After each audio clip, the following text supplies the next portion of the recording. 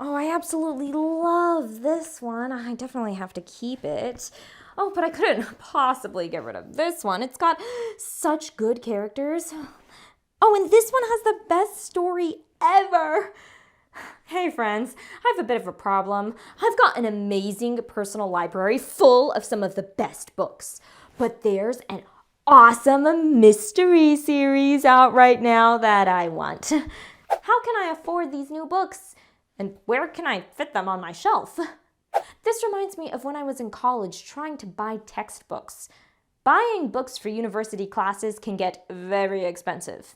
But I managed to obtain all the books I needed, and so can you. Today we're going shopping. Get your book bags ready for buying book bargains through shopping places like physical bookstores and online marketplaces, sharing books through rentals, the library, and friends, and shuffling options of older editions, free downloads, and reselling.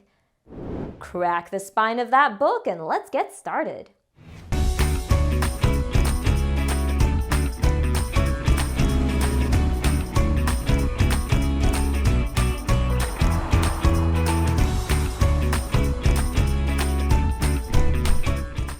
And our first chapter begins with shopping places. Before you actually head out to go shopping, assemble a book list first. Check all of your courses' required textbooks. These can usually be found on the syllabuses or by checking the course listing online through the bookstore. Note which ones may be more difficult to find, like specific math or science textbooks, and which ones you will be able to easily locate, like famous novels or classic literature for English classes. Once your list is made, you can start your shopping excursion. The university's bookstore will be the most convenient place to buy your books.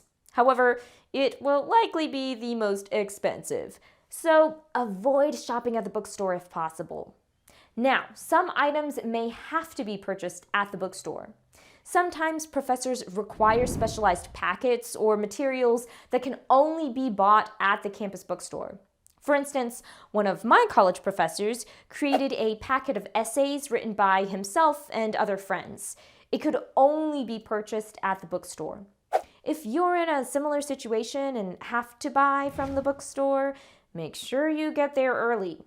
At the beginning of the semester, the bookstore will be packed with other students trying to get their textbooks as well. If there are a lot of students in your same class, the bookstore might sell out. So, check for an online reservation system. See if you can pre-purchase your necessary books and materials. Then, you can just strut in to pick up your order. Whether you buy at the bookstore or a different marketplace, try getting used books instead of new. Usually, used books are cheaper. Plus, they may have certain notes from previous students that you can learn from. Check the ISBN numbers to make sure that you can find the exact same book and edition. Quick side note, ISBN stands for the International Standard Book Number. It is a 10 to 13 digit number that identifies a book. Usually, you can find it above a barcode on the book cover, usually on the spine or the back. With the ISBN, you can shop in other places than the campus bookstore. There are multiple websites and search engines you can use. Some sites are even specifically designed for used textbooks. Other marketplaces can include bookstores or educational book fairs. You can also opt for ebooks. I know. I prefer that rustling paper and old ink smell over the cold screen too. I also like making notes in the margin. However, many times ebooks are cheaper than physical books. Just make sure you have a quick, easy method to navigate specific page numbers so you can keep up during class. Having all your textbooks on one device can also make your backpack a lot lighter. It can also be easier to take care of ebooks. You don't have to worry about accidentally ripping the pages, or tearing the book jacket, or bending the cover. Ugh. And speaking of caring, we all know that sharing is caring, so consider sharing books. The first people you could share with are complete strangers. What? How can you share with people you don't even know? Well, try renting books. Rentals are typically cheaper than purchases, although not always. You can rent through both the campus bookstore and other marketplaces. Rentals can include physical books and ebooks. Make sure you read the fine print so you understand the rental terms. You may need to take extra good care of the textbooks. Usually, you are required to return them in a specific condition and not add markings inside. Ebook rentals will be automatically removed from your device after a certain date. Be aware of when you need to return your rental books. Can you keep them until the end of the semester? Or do you need to take them back before your final tests? And speaking of taking books back, you will definitely have to return books from this next location, the library. Check if your local library or your college's library has a copy of the book you need. If they don't have it in stock, you can request an interlibrary loan. The library will check through a network of multiple other libraries to see if anyone has that specific book. If they do, they will ship it to your library so you can borrow it. Because of the shipping time, it can be a while before you get the book. So, put in an interlibrary loan request far in advance. Also, note when you have to return the book. Usually, with libraries, you can keep books between 2 to 3 weeks. Then you can request an extension of another 2 to 3 weeks before you need to give it back. If you will need the book longer than that, talk to the librarian to see if they can help you out. Library options probably work best with books that are not too in demand, but it certainly doesn't hurt to see what's available. Another person who can help you out is a friend. If you and your friend are in the same class together, try sharing textbooks. That way you can split the cost between the two of you. Just make sure that you agree on a schedule. Who gets the book and when do they get it? Where will you do trade-offs?